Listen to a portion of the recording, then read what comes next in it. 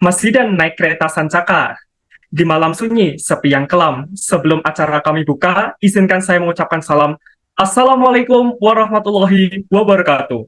Selamat sore seluruh peserta mini webinar PT Gandasari Eka Satya. Pertama-tama, marilah kita panjatkan puji syukur berkat kehadirat Tuhan Yang Maha Esa telah melimpahkan rahmat dan karunia-Nya sehingga kita dapat bersama-sama berkumpul untuk menimba ilmu di acara waktunya mini webinar kali ini. Nah, pada kesempatan kali kali ini kita akan membahas mengenai webinar dengan tema Automate ESR for Weekly Clinical Inflammation Screening. Yang kedua, kami ingin mengucapkan selamat datang dan terima kasih kepada Ibu Widya Ambasari selaku Sales Manager Produk In Vitro Diagnostic Nihon Kohden. Yang kami hormati Kak Shelly Putri Kusuma SSI selaku narasumber kita pada hari ini, serta tidak lupa kami ucapkan selamat datang dan terima kasih kepada seluruh peserta waktunya mini webinar PT Gandasari Eka Satya tahun 2024 yang berbahagia. Nah, kembali lagi bertemu dengan saya, Zidan Dava, selaku Master of Ceremony di acara waktunya mini webinar PT Gandasari Eka Satya tahun 2024 dengan tema Automate ESR for Weekly Clinical Inflammation Screening. Nah, sebelum masuk ke sesi berikutnya, saya mau cek sound dulu nih, mau cek ombak terlebih dahulu. Kira-kira yang sudah join atau sudah bergabung dengan kita hari ini dari peserta mana saja ya? Coba tuliskan nama kota diikuti kata hadir di kolom chat. Nah, saya pengen tahu nih dari mana saja peserta kita hari ini ya. Boleh dituliskan nama kota lalu diikuti dengan kata hadir, dituliskan pada kolom chat. Seperti itu ya Bapak Ibu sekalian. Waduh, ini ada Semarang hadir. Lalu ada dari mana lagi nih? Kota Probolinggo hadir. Oh, Ibu Titi. Halo, selamat sore Ibu Titi. Kemudian ada Blitar hadir, Medan, Jakarta, Bandung. Wah, ini Cikarang hadir. Waduh, ini jauh-jauh sekali ya ini ya. Lalu ada mana lagi ya ini ya? Ada Kabupaten Bekasi. Lalu ada Kabupaten Bekasi lagi dari Puskesmas Wanajaya. Kemudian Tasikmalaya, Denpasar, Sumatera Selatan. Waduh, ini luar kota, luar pulau nih dari Sumatera Selatan. Oke, selanjutnya, nah pada kesempatan mini webinar, terima kasih ya. Oh ini, wah ini ada customer saya nih, Pak Didi, Bojonegoro hadir Mas Didan. Ya, terima kasih Pak Didi. Kemudian, ya terima kasih atas partisipasinya Bapak Ibu dokter sekalian.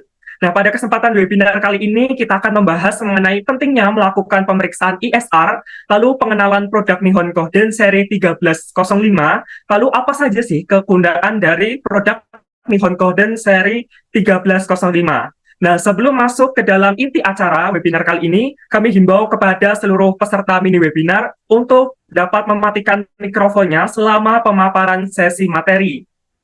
Kami sampaikan juga untuk seluruh peserta mini webinar untuk mengisi absensi yang telah kami kirimkan pada kolom chat. Dan apabila ada yang ingin ditanyakan, dapat bertanya pada sesi tanya jawab serta menuliskan pertanyaannya pada kolom chat dengan format nama, garis miring instansi, garis miring pertanyaan.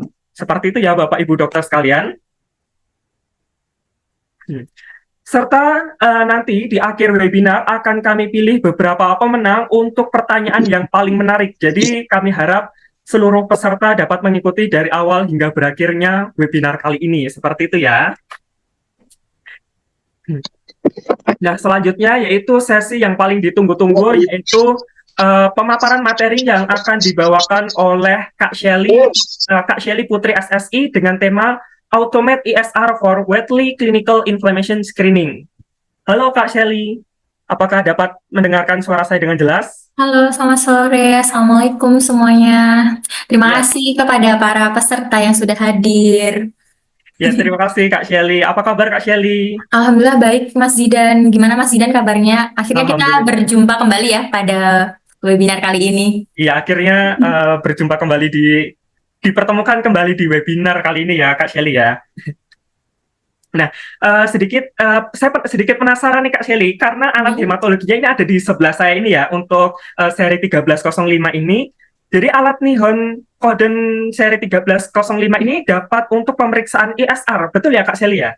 Ya, betul Mas Zidan. Jadi sebenarnya ini yang cukup menarik adalah bahwa kita tahu kalau di laboratorium itu kan pemeriksaan ISR atau lebih sering bahasa Indonesianya kan laju endap darah itu pemeriksaan single, maksudnya itu ya berdiri sendiri seperti itu dengan bahwa yang kita tahu menggunakan metode Western Green. Nah, kalau di sini di Nihon Kohden ini yang cukup menarik adalah bergabung menjadi satu di alat hematologi analyzer untuk pengukuran CBC gitu. Jadinya di sini bisa untuk mengukur CBC plus LED seperti itu Mas Zidan. Ya, berarti wah ini paket komplit nih berarti ya alat ini ya Kak Shelly ya.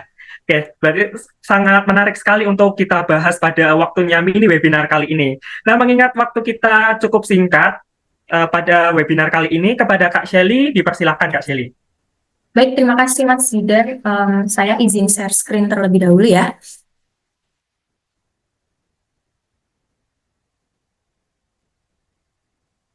Apakah sudah muncul materinya? Sudah muncul Kak Shelly, Ya, silakan. baik. Mungkin bisa langsung saja ya. Terima kasih kepada Mas Zidan. Selamat sore, Assalamualaikum warahmatullahi wabarakatuh.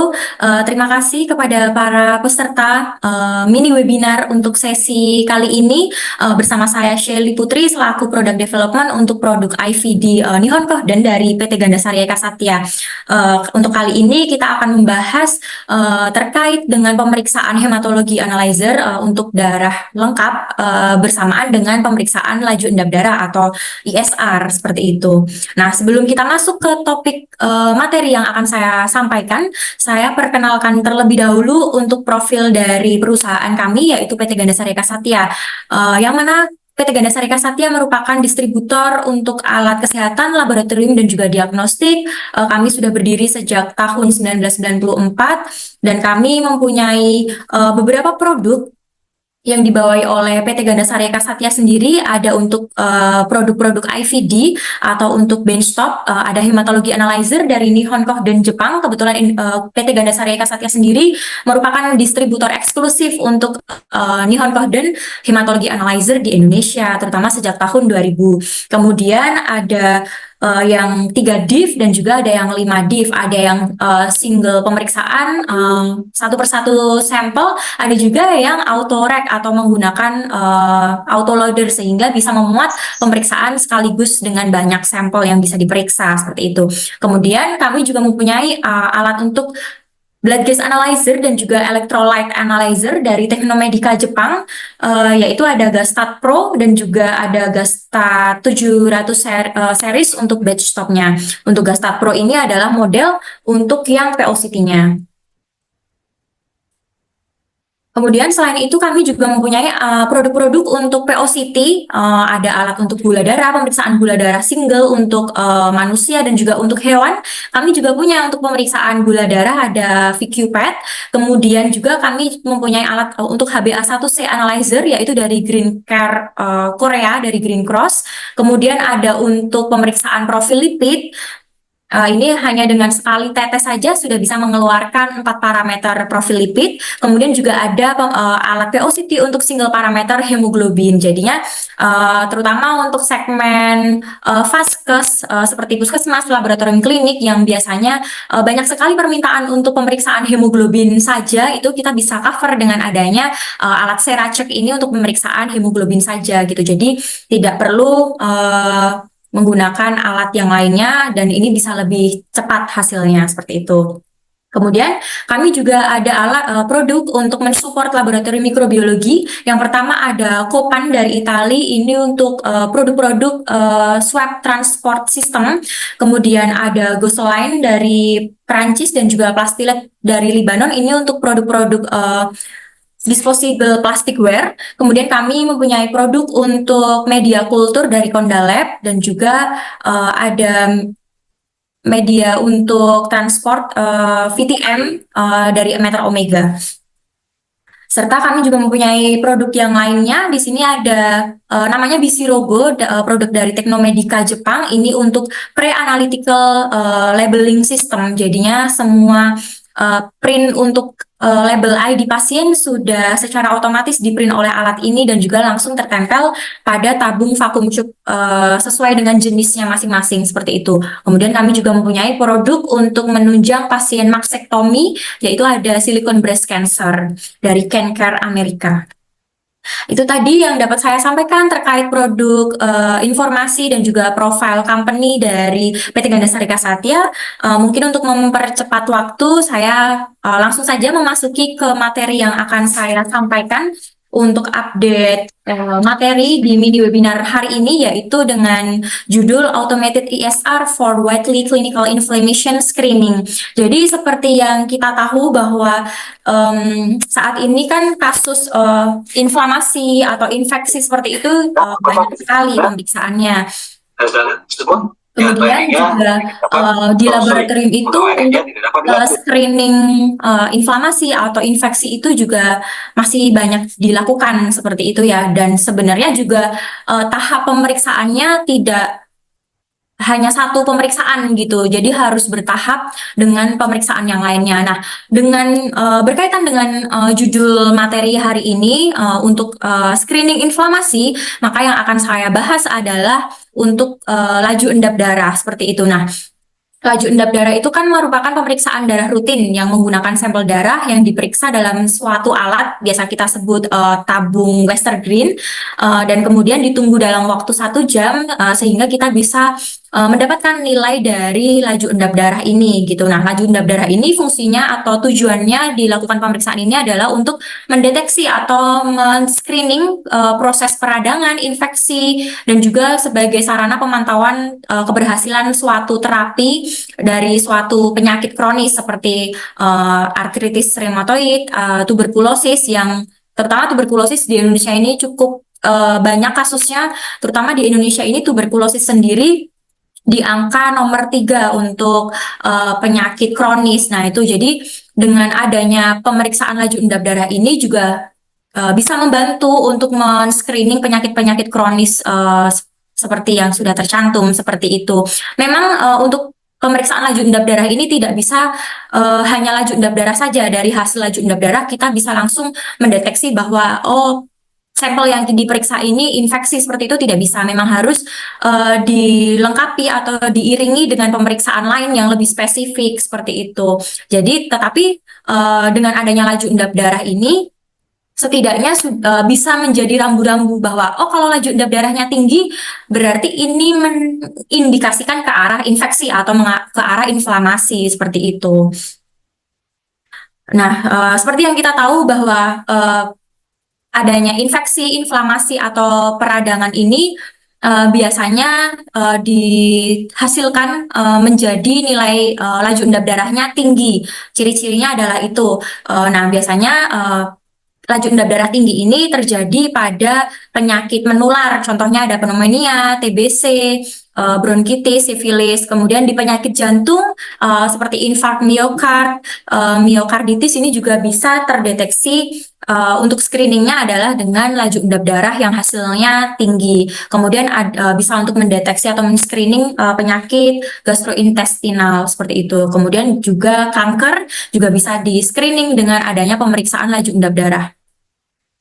Nah, seperti yang kita tahu, kenapa sih bisa terjadi pengendapan di sel eritrosit jika di dalam tubuh seseorang itu terjadi inflamasi atau infeksi? Nah, biasanya kalau terjadi infeksi atau inflamasi itu pasti kandungan proteinnya itu sangat tinggi. Nah, kalau kandungan di dalam tubuh itu memiliki peradangan atau inflamasi, biasanya fibrinogennya akan terbentuk semakin banyak seperti itu. Nah, pada kondisi normal, pada kondisi normal itu sel-sel eritrosit itu bermuatan negatif. Nah, jadi pada kondisi normal sel-sel eritrosit bermuatan negatif atau bermuatan potensial zeta ini biasanya menyebabkan sel eritrositnya itu tidak saling menempel satu sama lain karena adanya muatan negatif ini atau potensial zeta. Nah, ini pada kondisi ini nilai laju endap darahnya negatif atau normal seperti itu karena sel-sel darah eritrositnya tidak saling menempel. Kemudian muatan negatif ini dinetralisir oleh adanya imunoglobulin atau makromolekuler. Nah, imunoglobulin atau makromolekuler ini dibawa oleh adanya inflamasi atau infeksi yang terjadi di dalam tubuh. Kemudian muatan negatif itu hilang seperti itu, sehingga sel-sel eritrosit ini terperangkap menjadi istilahnya saling menempel atau membentuk formasi rolak seperti itu.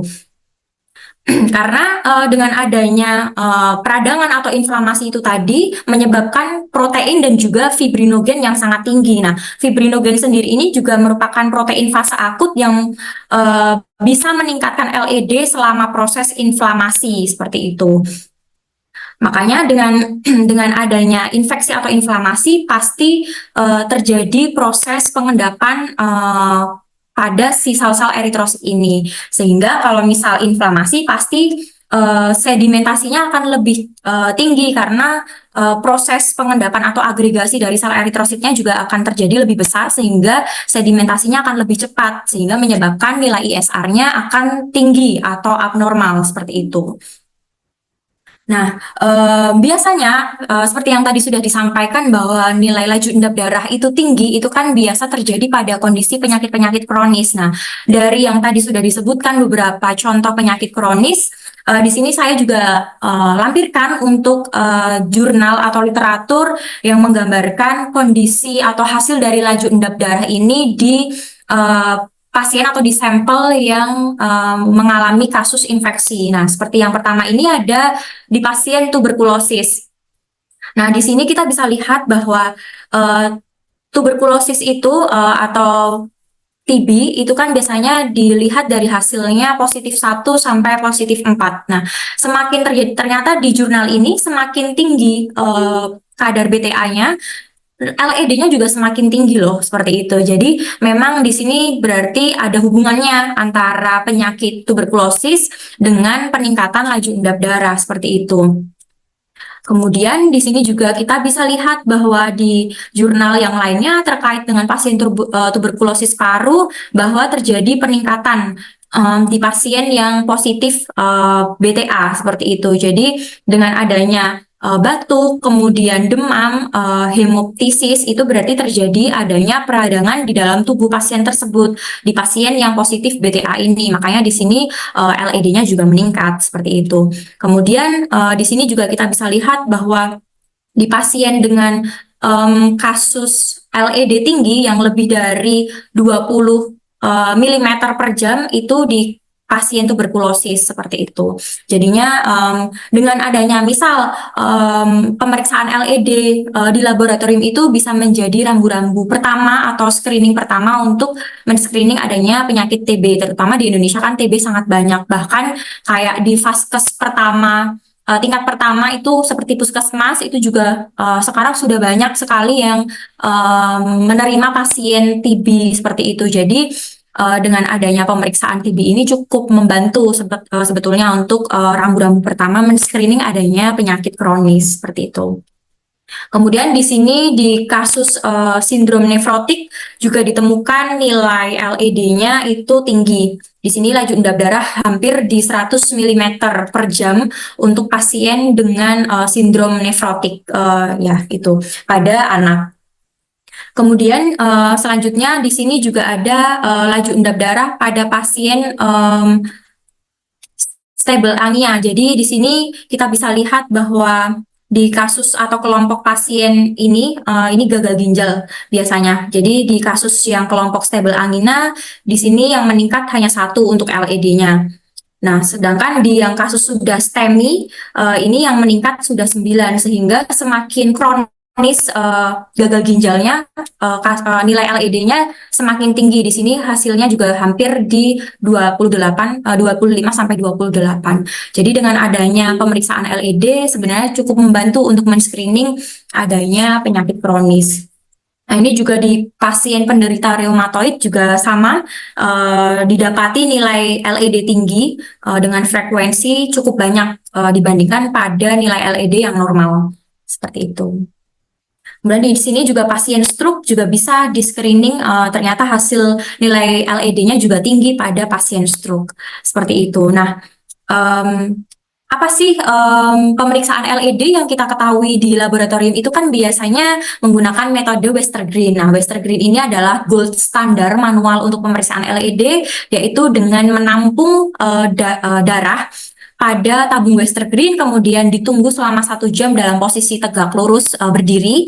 Nah, kemudian nanti bisa dilihat tinggi plasma yang terbentuk itu. Nah, plasma semakin tinggi LED-nya pasti plasmanya akan semakin banyak karena itu tadi proteinnya lebih banyak dan juga fibrinogen yang terbentuk lebih banyak, makanya plasmanya akan lebih banyak. Nah, berarti itu tandanya laju endap darahnya meningkat seperti itu. Nah, di sini kita akan bandingkan dengan adanya pemeriksaan ISR atau LED secara otomatis. Nah, kalau secara otomatis prosesnya itu juga sama sebetulnya, adalah dengan melalui fase sel-sel darah itu beragregasi, kemudian lalu saling menempel satu sama lain menyesuaikan dengan formasi dan juga bentuk dari sel darahnya. Kemudian sel-sel darah itu akan melakukan pengendapan atau sedimentasi. Nah, secara otomatis metode pemeriksaan untuk LED itu sama, hampir sama dengan metode Westergreen seperti itu. Nah, sedangkan kalau di metode otomatis yang terjadi pada Nihon Kohden 1305 ini untuk pengukuran LED ini juga akan dikoreksikan dengan nilai MCV dan juga HCT pada hasil pengukuran CBC. Kemudian nanti dengan dari Nihon Kohden akan difaktorkan dengan rumus yang sudah dibentuk oleh Nihon Kohden sendiri, maka bisa dikeluarkan nilai ISR yang setara dengan pengukuran LED dalam waktu 1 jam atau menggunakan LED Westergreen, sehingga nilainya itu sudah hampir sama atau berkorelasi seperti itu. Nah, jadi kenapa sih kita memilih harus memilih LED otomatis? Karena yang pertama adalah satu, efisiensi waktu. Karena ya seperti kita tahu bahwa dengan adanya metode Westergreen itu kan harus menunggu 1 jam. Memang itu gold standarnya, tetapi dengan adanya pemeriksaan LED secara otomatis yang hanya dalam waktu 2 jam sudah bisa mengeluarkan hasil secara langsung, itu akan lebih mengefisiensikan waktu, terutama kalau misal di laboratorium yang sampelnya cukup banyak, itu ya jadinya lebih efektif lah di situ untuk waktu. Kemudian juga efisiensi SDM. Nah, sampel banyak. Memang sih sebenarnya kalau dengan pengukuran Westergreen itu kan menggunakan rak tabung dengan rak. Nah, satu rak itu kan bisa 5 tabung, bisa 10 tabung. Misal ada 100 sampel. Kalau misal yang digunakan itu ada 10 tabung per rak, ya udah tinggal naruhin aja 10 kali 10 untuk 100 sampel bisa dikerjakan secara langsung. Tetapi kan harus juga memikirkan tenaga analisnya. Harus melibatkan beberapa tenaga analis untuk mengerjakan sebanyak sampel tersebut, sehingga dengan adanya menggunakan pengukuran otomatis untuk pemeriksaan LED ini juga akan mengefisiensikan SDM yang memang kalau misal kebetulan ada MCU atau ada laboratorium pasiennya yang banyak sekali, tidak perlu memfokuskan SDM-nya untuk pemeriksaan LED dengan metode manual jika kejar target seperti itu.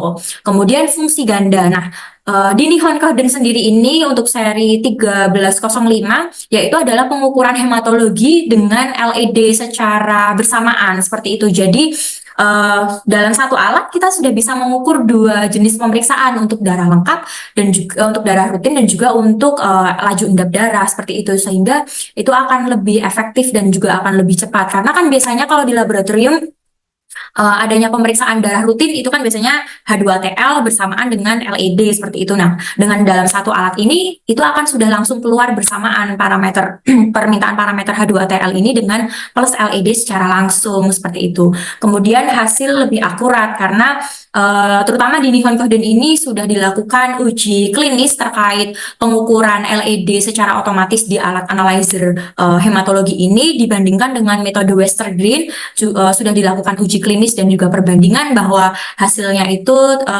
hampir sama seperti itu.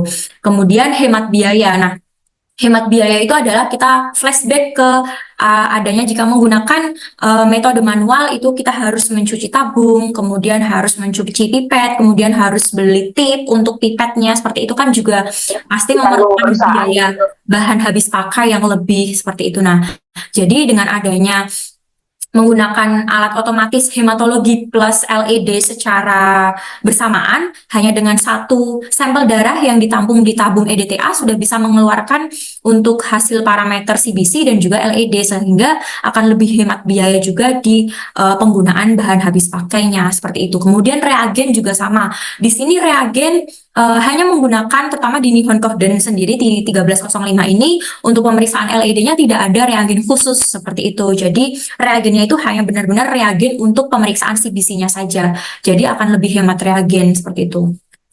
Itu manfaat adanya LED otomatis, terutama di Nihon Kohden 1305 untuk pemeriksaan CBC dan juga ISR. Oleh karena itu, jika bertanya, kok bisa cepat sih di Nihon dalam waktu 2 menit sudah bisa mengeluarkan nilai LED, sedangkan gold standarnya saja membutuhkan waktu minimal 1 jam untuk bisa menilai adanya laju endap darah. Nah, seperti yang tadi saya bilang bahwa sebetulnya dengan adanya metode otomatis LED di alat ini, itu fase pengukurannya itu sama dengan fase pengukuran yang terjadi jika menggunakan metode Westergren secara manual seperti itu. Jadi sel-sel darah berkumpul, kemudian sel-sel darah terjadi relaks atau saling menempel satu sama lain, sehingga dia akan stabil dan juga akan mengendap atau bersedimentasi. Nah, di alat Nihon Kohden itu juga sama, tetapi di sini dipersingkat karena dengan adanya metode otomatis, kemudian adanya pengukuran dengan sinar LED, dan juga ada perhitungan dengan rumus yang sudah ditentukan oleh Nihon Kohden, sehingga hasil ini meskipun dengan waktu yang cukup singkat, tetapi sudah bisa sebanding atau setara dengan LED dalam waktu 1 jam jika menggunakan metode Westergren seperti itu. Nah, di sini dari mekanisme pengukurannya adalah setiap kali sel-sel darah merah ini melewati measuring unit atau unit pengukuran di dalam alat Nihon Kohden, dia akan disinari oleh sinar LED, kemudian diukur fase masing-masing fasenya, mulai dari sel-sel berkumpul, kemudian sel eritrositnya saling menempel satu sama lain sehingga mengendap atau melakukan sedimentasi. Kemudian setelah itu dibentuk menjadi grafik.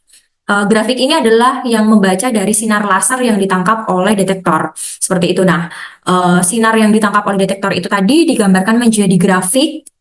Kemudian dari grafik ini akan dihitung atau ditentukan agregasi indeks dari sel eritrositnya. Nah, setelah diketahui agregasi indeks eritrositnya, kemudian dikoreksikan dengan nilai HCT dan juga MCV pada pemeriksaan CBC, dan juga dengan adanya facility coefficient. Nah, dari facility coefficient ini adalah seperti faktor koreksi. Jadi nanti dari Nihon itu sudah membuat atau sudah memiliki faktor koreksinya gitu. Jadi di alat itu sudah disetting faktor koreksi, sehingga setelah dihitung dengan rumus yang mereka ciptakan, maka nilai ISR atau LED yang keluar di alat Nihon Kohden secara otomatis ini sudah setara dengan nilai LED jika menggunakan metode Westergren seperti itu.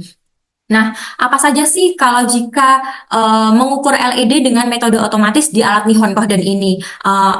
Ada nggak sih faktor yang mempengaruhinya gitu? Nah, di sini kenapa tadi juga perhitungan dari LED di alat Nihon Kohden ini dikoreksikan dengan nilai HCT dan juga MCV, karena memang nilai HCT dan juga MCV ini berpengaruh terhadap pengukuran LED atau ISR seperti itu. Nah, yang pertama adalah pengaruh dari hematokrit. Nah, hematokrit itu adalah parameter untuk mengukur jumlah sel eritrosit.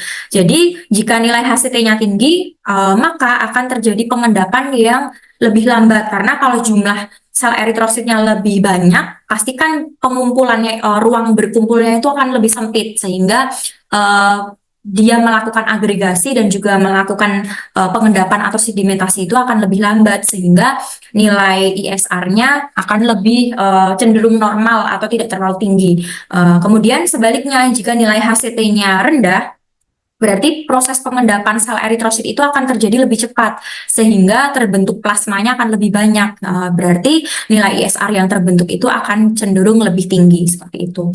Begitu juga dengan nilai MCV. Pengaruhnya pada laju endap darah itu adalah, MCV adalah ukuran sel eritrosit.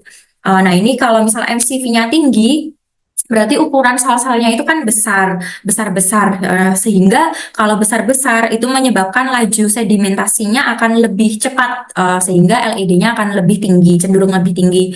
Begitu sebaliknya kalau misal MCV-nya rendah, berarti itu menandakan ukuran sel eritrositnya kecil-kecil, sehingga laju sedimentasinya akan lebih lambat, sehingga LED-nya akan cenderung lebih normal atau tidak terlalu tinggi peningkatannya, seperti itu.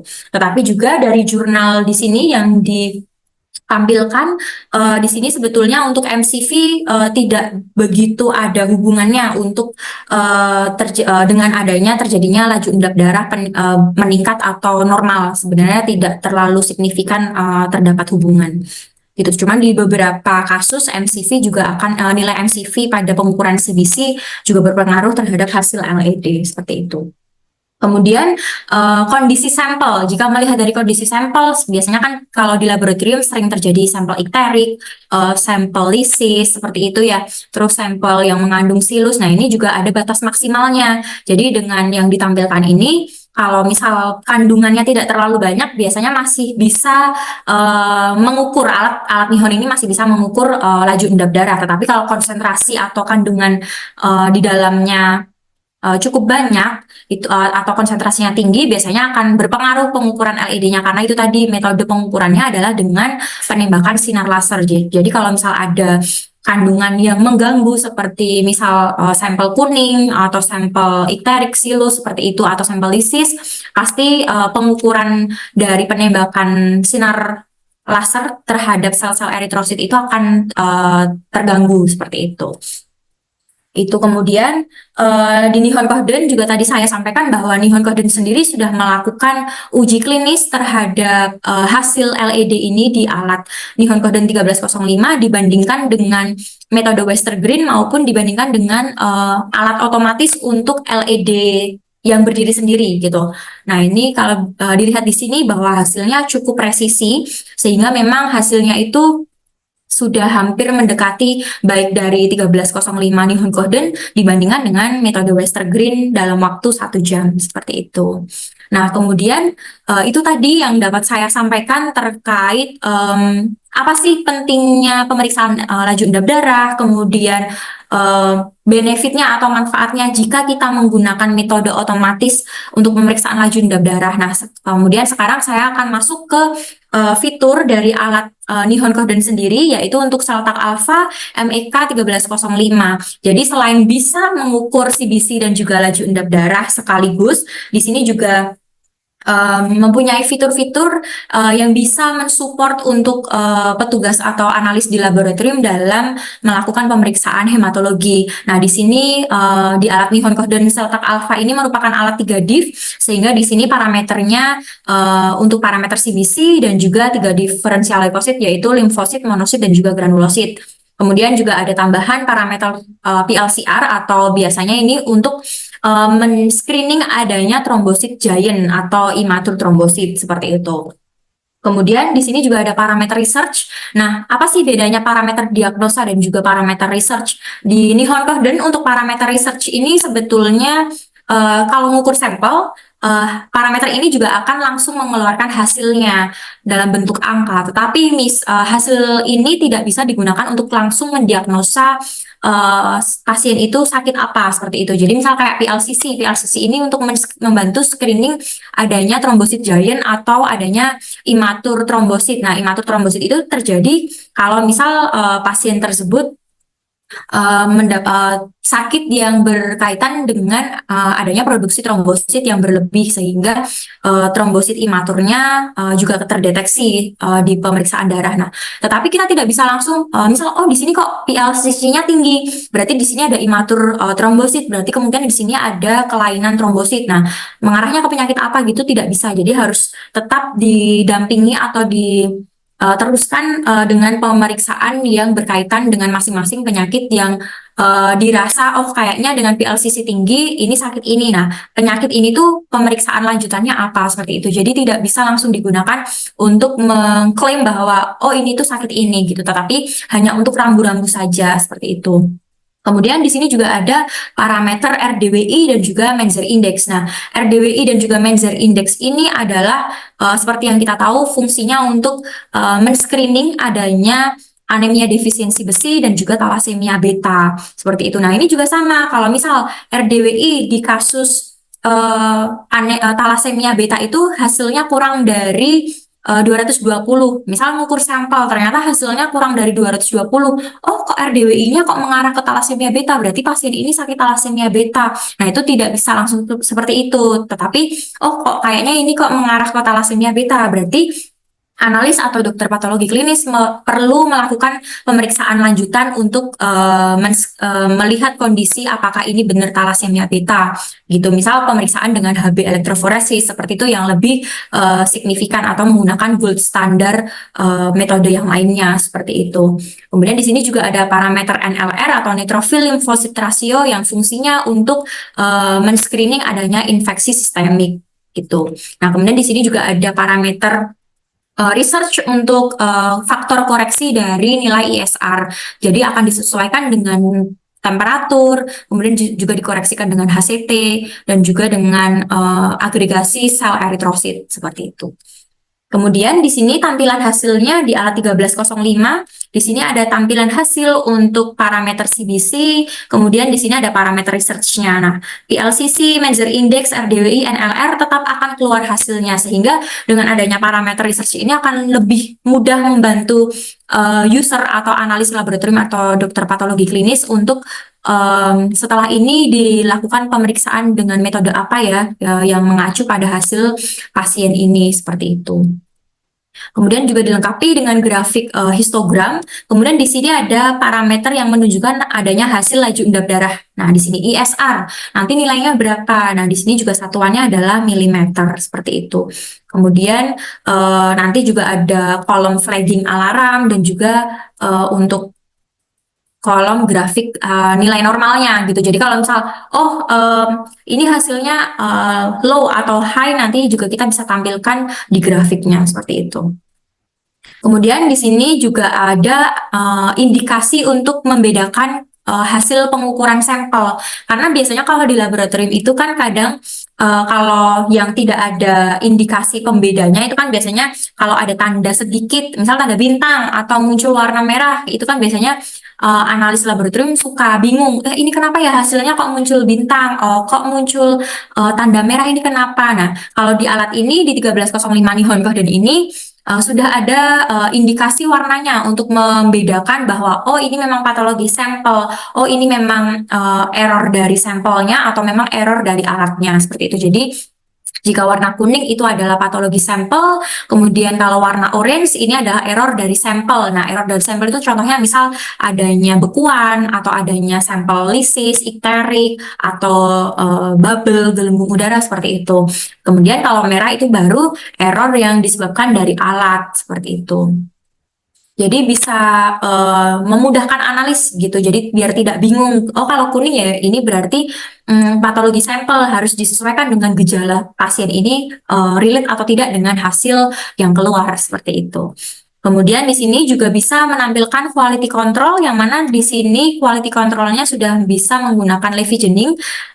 Jadi di sini juga bisa menampilkan grafik, yang mana grafik ini sudah otomatis dikalkulasikan sesuai dengan SD gitu. Jadi biasanya kan kalau di laboratorium analis itu disuruh untuk melakukan recap kontrol harian, misal dalam 1 minggu atau dalam 1 bulan seperti itu kan biasanya mereka menghitung manual atau membuat grafik secara manual gitu. Nah, kalau di sini karena sudah sesuai dengan Levigening atau Westgate Rule, sehingga grafik yang tertampil di sini sudah bisa langsung digunakan. Jadi tinggal di print saja seperti itu. Oh, mau dari tanggal berapa sampai tanggal berapa nanti bisa langsung di print. Terus juga bisa sudah dihitung 2 SD-nya berapa, CV-nya berapa, average-nya berapa, seperti itu sudah tertampil secara langsung. Itu kemudian nah, untuk segmen pasarnya di vaskes mana aja sih Nihon Kohden Seltak Alpha Plus MEK 1305 ini bisa support atau menunjang pemeriksaan hematologi terutama darah rutin, CBC dan juga LED di laboratorium. Nah, ini bisa untuk puskesmas. Puskesmas kan juga merupakan vaskes pertama terutama untuk tingkat BPJS gitu ya. Nah, ini kan pasti pasien-pasien pertama itu pasti akan periksa ke puskesmas ini lebih banyak. Kemudian itu tadi kayak kasus TB, kemudian kasus talasemia jika di area atau di wilayahnya itu endemik atau banyak kasus talasemia, dengan adanya alat ini yang bisa mensupport untuk pemeriksaan screening TB dan juga screening talasemia beta atau anemia defisiensi besi, bisa install atau digunakan di puskesmas itu sudah sangat support sekali untuk menunjang pemeriksaan di puskesmas, laboratorium puskesmas. Kemudian di klinik atau lab klinik pratama maupun utama ini juga bisa digunakan seperti itu. Kemudian di rumah sakit, nah di rumah sakit ini juga meskipun ini alat 3 div, hanya 3 div, tidak 5 div, tetapi cukup mumpuni untuk sebagai alat backup atau alat pendamping yang mendampingi alat 5 div, karena di sini bisa untuk pemeriksaan LED, kemudian bisa untuk menampilkan parameter Measure Index, RDWI seperti itu. Jadi itu akan lebih memudahkan, terutama kalau di laboratorium rumah sakitnya banyak kasus atau banyak pasien talasemia atau anemia seperti itu. Jadi akan lebih memudahkan dan juga support untuk kebutuhan laboratorium yang sesuai dengan fitur yang ada di alat Nihon Kohden Seltak Alpha Plus MEK 1305 ini seperti itu.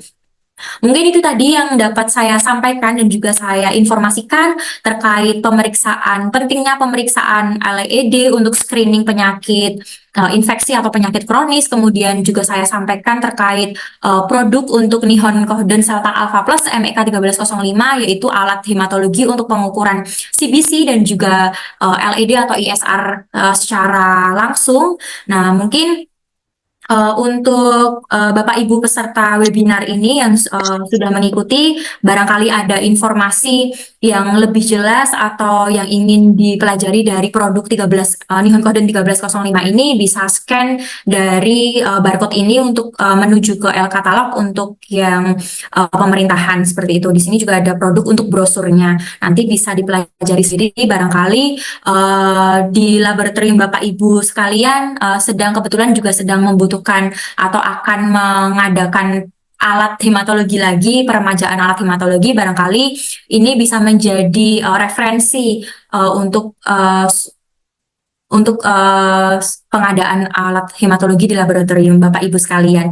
Kemudian di PT Gandasari Kasatya sendiri, untuk setiap pembelian alat produk-produk dari Gandasari, terutama untuk alat IVD atau benchtop, kita akan ada support dari sisi sales dan juga marketing, kemudian dari produk spesialis atau product development, kemudian juga dari teknisi. Kemudian jaminan after sales service kami lakukan selama penggunaan alat hematologi Nihon Kohden ini menggunakan reagen ori dari Nihon Kohden. Kemudian juga akan melakukan refresh training berkala, karena setiap kali kan di laboratorium itu pasti analisnya ada yang baru seperti itu. Jadi kita akan available jika diminta untuk melakukan refresh training berkala. Kemudian juga selain kami penjualan secara direct dari PT Gandasari Kasatya sendiri, kami di wilayah-wilayah di kota-kota besar di seluruh Indonesia juga dibantu oleh rekanan atau subdistributor, yang mana tim rekanan atau subdistributor juga sudah di training oleh kami baik product knowledge maupun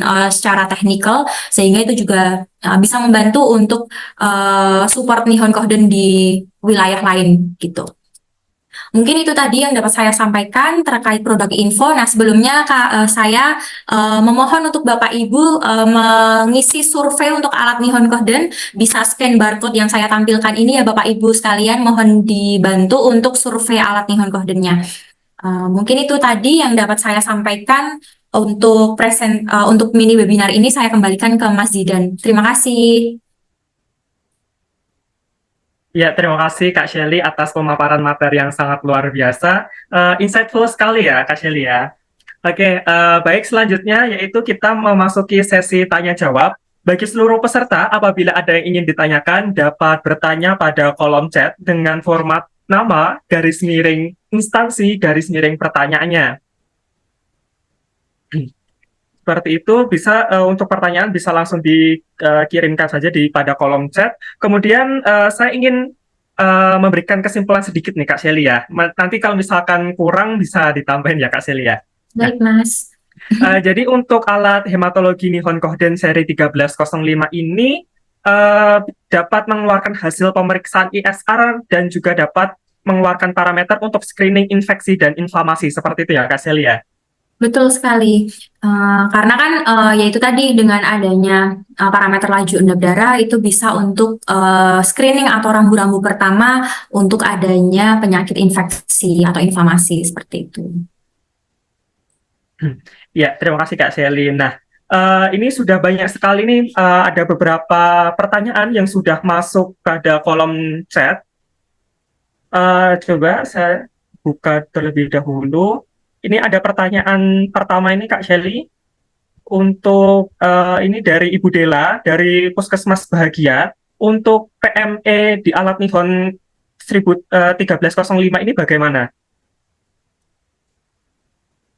Oh ya, terima kasih Bu Dela dari Puskesmas Bahagia. Ya, jadi untuk PME sebetulnya kami biasanya kan kalau untuk PME ikut lembaganya kami sesuaikan dengan user Nihon Kohden. Jadi mau ikut lembaga apa? Karena kan ada PMLKI, ada PDS Patklin, kemudian ada Labkes, ada BPLK seperti itu ya. Kemudian, tetapi memang kalau untuk yang di seri 1305 ini kan memang alat atau seri baru dari Nihon Kohden Budela gitu. Jadi kalau misal nih user 1305 mau ikut PME gitu, mungkin nanti di daftar PME-nya nama Nihon Kohdennya belum tercantum seperti itu. Tetapi kan masih bisa dipilih dengan tipenya lain-lain seperti itu karena memang ini tipe atau seri dari Nihon Kohden baru launching seperti itu. Jadi memang mungkin masih belum banyak yang mendaftarkan ikut PME seperti itu. Ya, baik, terima kasih Kak Shelly. Lalu ada pertanyaan selanjutnya. Ini dari Pak Yoko, Puskesmas Bahagia juga. Untuk pertanyaannya, untuk sampel konsumsi yang digunakan itu berapa mili, lalu untuk quality controlnya sama ataukah berbeda? Seperti itu ya Pak Yoko. Untuk pembelian Nihon Kohden seri 1305 ini sudah tayang di e-katalog seperti itu ya. Jadi untuk Kak Shelly, untuk konsumsi sampel dan QC-nya saja, seperti itu. Oke, baik. Terima kasih Pak Yoko dari Puskesmas Bahagia. Untuk kebutuhan sampelnya sendiri itu kalau misal, jadi alat ini kan alat CBC plus LED Pak. Jadi di parameternya juga bisa dipilih mau penggunaannya hanya untuk CBC saja atau CBC plus LED gitu. Nah, kalau CBC saja di 20 mikron, sedangkan kalau CBC plus LED di 80 mikron. Jadi di 60 mikronnya itu untuk pengukuran LED. Karena memang chambernya terpisah Pak, antara chamber untuk CBC dan juga chamber untuk ISR-nya atau LED-nya terpisah gitu. Jadi untuk alokasi kebutuhan sampelnya untuk LED di 60 mikron seperti itu Pak. Kemudian untuk QC-nya di sini QC-nya sama karena memang pengukuran LED ini kan pengendapan dari si sel-sel eritrosit dari sampel darahnya. Jadi tidak ada cairan kontrol khusus atau terpisah Pak dari CBC. Jadi cairan kontrolnya sama dengan yang biasa dipakai untuk Nihon Kohden 3 div gitu. Untuk level 3 div sama. Nanti di assay sheet dari kontrolnya juga akan ada nilai normal untuk hasil kontrol QC-nya. Seperti itu Pak. Kemudian kalau untuk upgrade dari Nihon Kohden Seltak Alpha itu ya mungkin sudah dijelaskan sama Bu Widya, mungkin nanti akan diinfokan oleh tim sales ya Pak, biar nanti menghubungi Bapak secara pribadi gitu. Terima kasih Pak Yoko, mungkin bisa membantu jawabannya. Ya, beralih ke pertanyaan selanjutnya. Ini dari Pak Glenn, PT Brian Medical.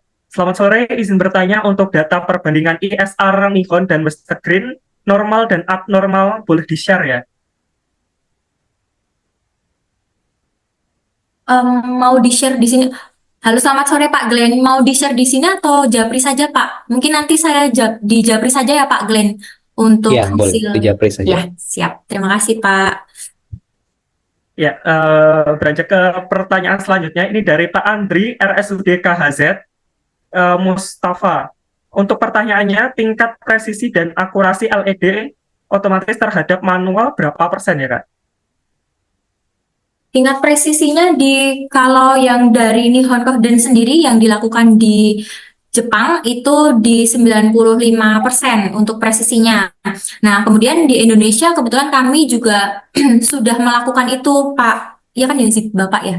Sudah melakukan itu, Pak, untuk clinical trial juga di Indonesia, karena kan pasti kondisi suhu, lingkungan seperti itu, baik di Jepang dibandingkan di Indonesia kan pasti berbeda, sehingga waktu itu kami juga sudah melakukan clinical trial dengan dokter di RSCM untuk LED ini dibandingkan dengan Western Green, tetapi memang untuk yang kami lakukan ini belum selesai final, Pak, gitu. Jadinya mungkin nanti kami akan melanjutkan lagi. Nah, nanti akan kami informasikan atau share ke Bapak sebagai literatur gitu ya, kalau misal hasil jurnalnya atau penelitiannya sudah selesai seperti itu, Pak. Tapi kalau dari Nihon Kohdennya presisinya di 95% seperti itu. Mungkin nanti juga saya bisa japri ke Bapak ya, Pak. Tadi kan sudah ngisi absensi, ada kontak Bapak.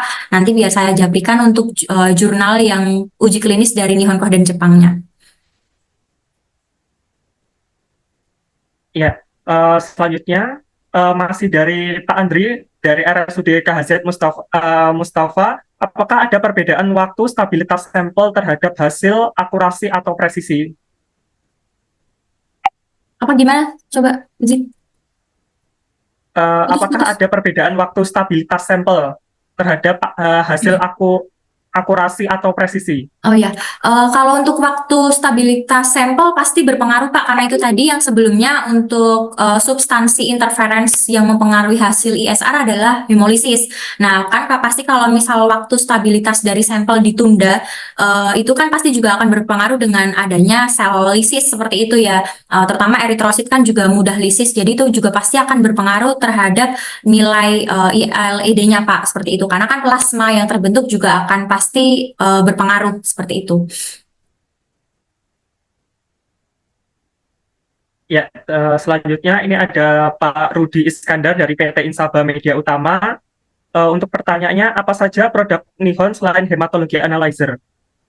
Oh iya Pak, kalau produk Nihon sendiri selain hematologi analyzer itu setahu saya ada kayak pasien monitoring, terus radiologi seperti itu Pak. Cuman kalau PT Gandasari Eka Satya sendiri hanya sebagai distributor eksklusif untuk hematologi analyzer dari Nihon Kohden. Nah kalau misal untuk yang pasien monitoring, terus radiologi seperti itu ada dibawa oleh satu PT di Indonesia Pak. Mungkin nanti saya lupa nama PT-nya apa, nanti coba saya konfirmasi ke tim nama PT-nya apa nanti biar dijaprikan ke Bapak ya Pak. Gitu barangkali Bapak ingin ini ya sebagai referensi alat ya Pak. Nanti kami jabrikan gitu. Tapi memang kalau Gandasari sendiri hanya membawanya hematologi analyzer saja Pak. Gitu. Baik, selanjutnya ada pertanyaan dari Kak Mira dari Rumah Sakit Jakarta. Untuk pertanyaannya, Kak Shelly, untuk satuan ESR apakah hanya milimeter atau milimeter per jam? Untuk permintaan ISR 2 jam bagaimana, Kak? Kalau di alat Nihon sendiri hanya milimeter Kak, karena yaitu tadi pengukurannya kan bukan dalam waktu 1 jam, tetapi ini dipersingkat waktunya, kemudian dikoreksikan dengan indeks agregasi eritrosit, kemudian dikalkulasikan dengan rumus yang dari Nihon Kohden sendiri ciptakan, kemudian dihitungkan dengan faktor koreksi juga. Nah itu jadi satuannya bukan milimeter per jam seperti itu. Nah, kalau dengan permintaan LED 2 jam, nah ini sih memang banyak pertanyaan juga bagaimana korelasinya atau eh, keakuratan hasilnya jika misal ada permintaan LED 2 jam ini juga masih kami pelajari Kak. Gitu, mohon maaf belum bisa langsung dijawab karena memang kalau dari uji klinisnya yang dari Nihon Kohden Jepangnya juga dibandingkannya dengan Western Green hanya 1 jam seperti itu. Mungkin ini bisa jadi masukan untuk kami Kak, nanti bisa melakukan clinical trial yang di Indonesia ini yang lanjutannya bisa kami bandingkan dengan Western Green 2 jam hasilnya seperti apa. Terima kasih Kak, dan mohon maaf saya belum bisa menjawab ini saat ini ya Pak, gitu. Baik, untuk pertanyaan selanjutnya ini dari Pak Baim Pratama dari Rumah Sakit Santo. Untuk pertanyaannya, untuk parameter NLR apakah bisa dikeluarkan sebagai hasil, Kak Shelly?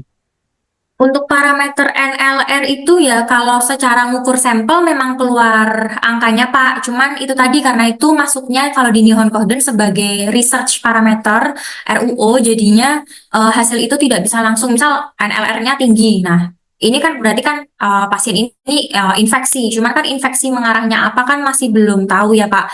Gitu. Cuman jadi harus tetap dilanjutkan atau didampingi dengan pemeriksaan yang lainnya untuk mengarah pasien sampel ini tuh sakit infeksinya apa gitu. Tetapi kalau keluar angka keluar Pak gitu. Jadi angka di parameter research itu hanya untuk membantu rambu-rambu saja gitu Pak.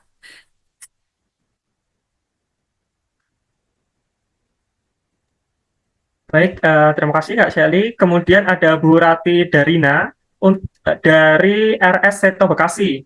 Untuk pertanyaannya, apakah ada alat fotometer? Ini mungkin nanti bisa dibantu dijawab Pak Shelly.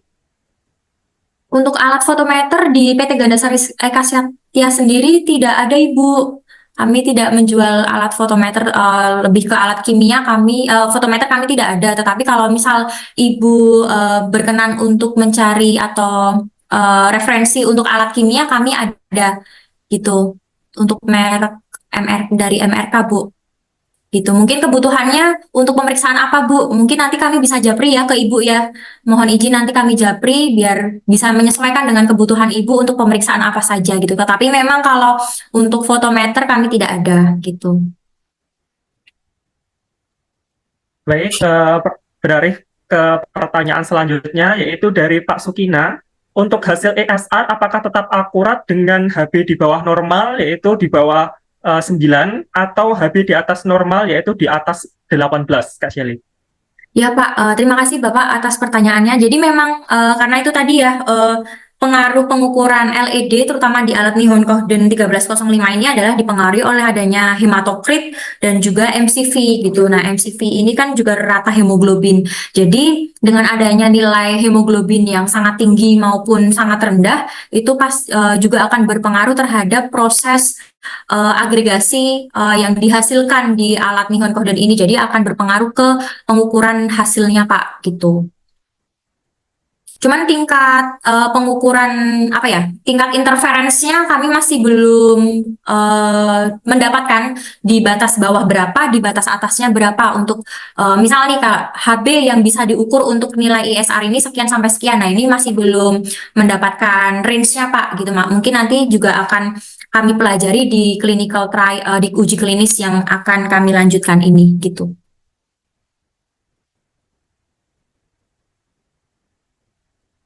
Baik, beralih ke pertanyaan selanjutnya dari Pak Dewan. Untuk pertanyaannya, berapa LOD untuk pembacaan ISR di alat Nihon, Kak Shelly? Halo Pak Dede. Untuk LOD-nya mungkin nanti data lengkapnya Sally bisa sharing ke Pak Dede ya Pak ya secara japri gitu karena saya lupa data spesifikasinya seperti itu saya lupa jujur jadinya nanti mungkin saya bisa japri ke Pak Dede ya Pak ya. Mohon maaf sekali nggak bisa dijawab langsung di sini Pak Dede. Gitu izin nanti saya share japri. Ya, ini banyak sekali ya pertanyaan yang sudah masuk dalam kolom chat ini. Berarti sangat menarik sekali ya pembahasan mengenai hematologi beserta untuk parameter LED kali ini ya. Selanjutnya ini ada pertanyaan lagi nih Kak Shelly dari Apri dari PT Goa. Dengan ada tambahan LED pada alat ini, apakah ada tambahan reagen atau tidak? Dan untuk konsumsi reagen pada alat ini, apakah lebih banyak dari alat sebelumnya? Dari RSUD mana kok di aku nggak ada ya Zidan? Ini dari PT Goa. Oh, PT Go. Ya, untuk reagennya tidak ada tambahan reagen, Bu. Jadi hanya reagen yang digunakan itu hanya untuk pengukuran CP saja. Nah, di alat 1305 ini kebutuhan reagennya itu ada diluent, ada lysing reagen satu jenis untuk pemecahan 3 div leukosit, kemudian untuk deterjen itu ada 2 jenis. Nah, itu ini juga bisa untuk pengukuran LED-nya karena di alat 1305 Nihon Kohden ini untuk pengukuran LED secara mekanisme dari sampling aspirasi sampling nozzle dari tabung vakum kemudian di dispense atau dituangkan di chamber pengukuran ISR ini kemudian udah pure, yang diukur itu adalah pure dari si sampel EDTA-nya Bu gitu. Jadi tidak ada penambahan atau reagen pereaksi lagi untuk di pengukuran LED ini kalau di Nihon Kohden. Jadi kebutuhan reagennya hanya untuk nanti mencuci setelah pengukuran sampelnya saja gitu. Jadi tidak ada penambahan reagen. Gitu Ibu. Jadi reagennya sih hampir sama dengan tipe Nihon yang sebelumnya ya, untuk yang 3 div hampir sama gitu. Ya, ini selanjutnya ada pertanyaan dari Ibu Dea dari Sumatera Utara. Ini pertanyaannya menuju ke teknis ya. Jika tampilan layar tidak ready berwarna oranye atau merah, apakah tetap bisa dilakukan untuk pemeriksaan, Bu Sally? Seperti yang sudah dijelaskan tadi ya, Bu Sally ya? Ya, betul. Sebentar saya sambil share screen kembali. Ya, jadi seperti yang bisa kita lihat di sini bahwa ada indikator untuk tampilan hasil pengukuran sampel itu ada 3, ada warna kuning, orange, dan juga merah. Nah, ini menyesuaikan dengan itu bawaan patologi sampel atau panic value, kemudian error dari sampel ataupun error dari alat. Nah, misal itu error yang kuning atau yang orange itu masih bisa tetap dilakukan pengukuran sampel selanjutnya gitu. Nah, kalaupun muncul error yang warna merah, ini kan error yang disebabkan dari alat. Nah, misal error yang dari alat, misal anggap saja clock atau sumbatan atau misal level atau yang berkaitan dengan part yang ada di alat itu error yang menyebabkan error. Nah, itu biasanya kalau kita ngukur sampel selanjutnya, itu biasanya running, tetapi pasti masih muncul error tersebut yang sama, karena itu error yang disebabkan dari alat. Kalau yang kuning sama orange ini kan dari sampel ya. Jadi kalau misalnya yang kuning, karena itu hasilnya memang panic value atau patologis dari sampelnya, pengukuran selanjutnya ya dia akan biasa gitu, pengukuran sampel biasa. Sedangkan kalau yang orange, error dari sampel misal adanya clock atau lysis, nah itu misal sumbatan. Nah, kalau sumbatan biasanya kan nanti di layar alat setelah menampilkan hasil orange ini, di layar alat akan kayak ada alarm untuk melakukan semacam remove clock atau semacam perlakuan yang untuk menghilangkan clock tersebut. Nah, nanti setelah dipencet OK, alat akan melakukan running untuk remove clock. Nah, nanti bisa dilakukan untuk pengukuran selanjutnya seperti itu. Tapi kalau misal remove clock-nya itu tidak diatasi untuk pengukuran selanjutnya, hasilnya pasti tetap muncul clogging karena dari sampel yang sebelumnya belum dihilangkan clog itu tadi, jadi masih menyumbat di aperture atau di saluran pengukuran di dalam alat, di measuring unitnya seperti itu. Mungkin itu kalau yang kuning masih tetap bisa dilakukan karena memang itu patologis per sampel ya, hasil dari sampel. Gitu. Ya, terima kasih Bu Shelly atas pemaparannya. Mungkin karena keterbatasan waktu, kami mohon maaf untuk tidak dapat kita jawab satu persatu pertanyaan yang sudah masuk pada kolom chat. Mungkin nanti bisa tim kami follow up untuk pertanyaan-pertanyaan yang belum terjawab seperti itu ya. Baik, saya tutup dan saya akhiri sesi tanya jawab kali ini. Kami ingin mengingatkan kembali untuk seluruh peserta mini webinar untuk mengisi link absensi yang telah kami kirimkan pada kolom chat seperti itu ya. Karena untuk sertifikat dan materi webinar kali ini akan kami kirimkan pada email yang tercantum pada saat pengisian absensi. Jadi kami mohon untuk email dan nomor WhatsApp dipastikan tidak ada kesalahan penulisan seperti itu. Nah, selanjutnya yaitu kita masuk ke sesi yang paling ditunggu-tunggu, yaitu pembagian hadiah. Ya, akan kita pilih untuk pemenang dari pertanyaan yang paling menarik. Nah, ini kira-kira siapa ya nih ya? Mungkin tim bisa minta dibantu siapa saja nih yang akan berhak mendapatkan hadiah dari kami.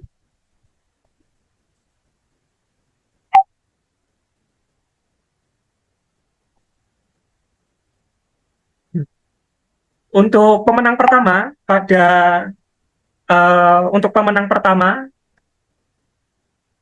untuk pemenang pertama yaitu selamat kepada Pak Yoko dari Puskesmas Bahagia. Selamat Bapak berhak mendapatkan hadiah dari kami. Mungkin nanti tim kami akan menghubungi Bapak untuk pengiriman hadiah ke Bapak seperti itu ya. Kemudian nanti jangan lupa untuk mengisi nomor WhatsApp pada saat pengisian absensi supaya kita mudah untuk menghubungi seperti itu. Kemudian pemenang kedua yaitu selamat kepada Pak Dede atau Pak Dewan seperti itu.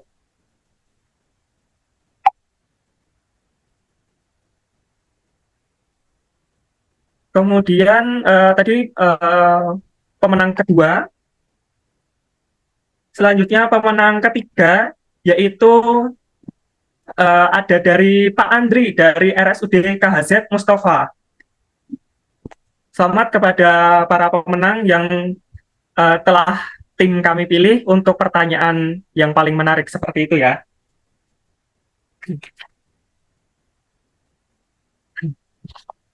Oke, kami ucapkan selamat kepada pemenang di kesempatan webinar kali ini. Bagi yang belum beruntung, terus ikuti acara waktunya mini webinar di webinar selanjutnya.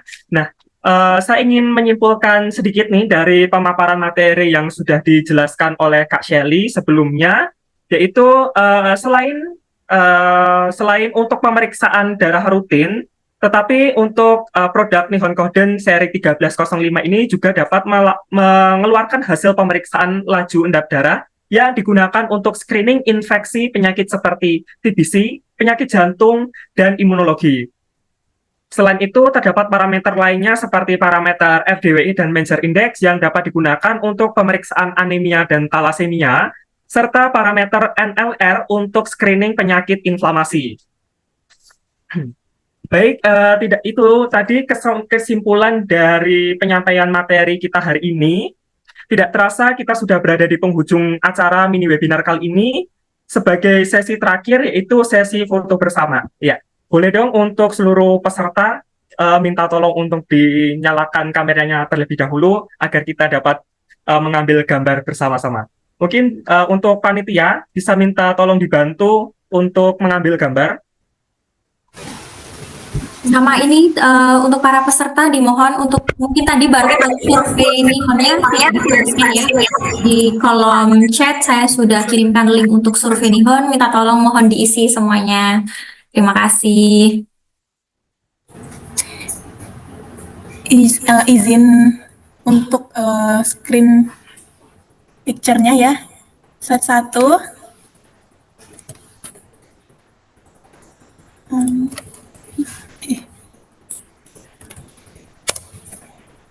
Lanjut, berikutnya.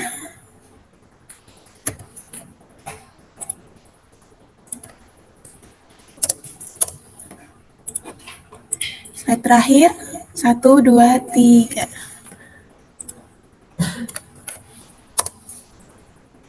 Sudah, terima kasih Bapak Ibu Dokter semuanya.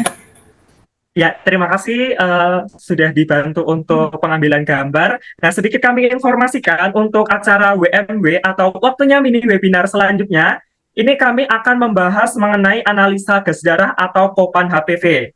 Nah, peserta dapat memberikan masukan dan saran materi apa yang segera akan kita bahas atau di webinar selanjutnya, yaitu mengenai AGD terlebih dahulu ataukah Kopan HPV terlebih dahulu. Nah, masukan dan saran dapat diberikan melalui Instagram kami di @gandasari_eka_satya atau dapat menghubungi kami atau dapat langsung menghubungi kami atau juga bisa kirimkan email kami di info@gandasari-ekasatya.co.id seperti itu ya. Nah, jadi kami tunggu untuk masukan-masukan materi yang akan kita bahas setelah webinar kali ini. Nah, nantikan informasi selanjutnya di Instagram kami di @gandasari_ekasatya. Baik, terima kasih semuanya. Semoga ilmu yang didapatkan pada webinar kali ini dapat bermanfaat bagi kita semua. Dan jika seluruh peserta ingin mendapatkan penjelasan kembali serta mendapatkan penawaran terbaik dari kami mengenai produk hematologi Nihon Kohden seri 1305, dapat menghubungi tim kami yang ada di daerah Bapak Ibu Dokter masing-masing atau dapat menghubungi call center kami di 0811 1360 7424. Saya ulangi kembali, dapat menghubungi call center kami di 0811 1360 7424. Baik, kami ucapkan terima kasih kepada Kak Shelly, SSI selaku narasumber kita hari ini, dan tentunya kami ucapkan terima kasih kepada seluruh peserta waktunya mini webinar yang telah mengikuti dari awal hingga berakhirnya acara. Kami ingin mengingatkan kembali untuk seluruh peserta mini webinar untuk dapat mengisi absensi yang telah kami kirimkan pada kolom chat. Untuk materi webinar kali ini dan sertifikat akan kami kirimkan pada email yang tercantum pada saat pengisian absensi. Seperti itu ya, Bapak Ibu Dokter sekalian. Baik, saya tutup dan saya akhiri mini webinar kali ini. Sampai bertemu kembali di acara waktunya mini webinar selanjutnya. Terakhir penutup dari saya, yaitu saya ada sedikit pantun ya. Boleh nanti boleh nanti dibantu bilang cakep seperti itu ya. Boleh kok kita open mic seperti itu ya. Kecikini naik Ferrari, Cakep. jalannya ngebut cepat sekali. Cakep. Saya Zidan Dava selaku MC, mohon pamit undur diri. Wassalamualaikum warahmatullahi wabarakatuh. Terima kasih. Sampai jumpa kembali di acara. Terima kasih kepada para peserta, terima kasih Pak Dede, terima kasih Pak sudah join kepada Pak Glenn, terima kasih.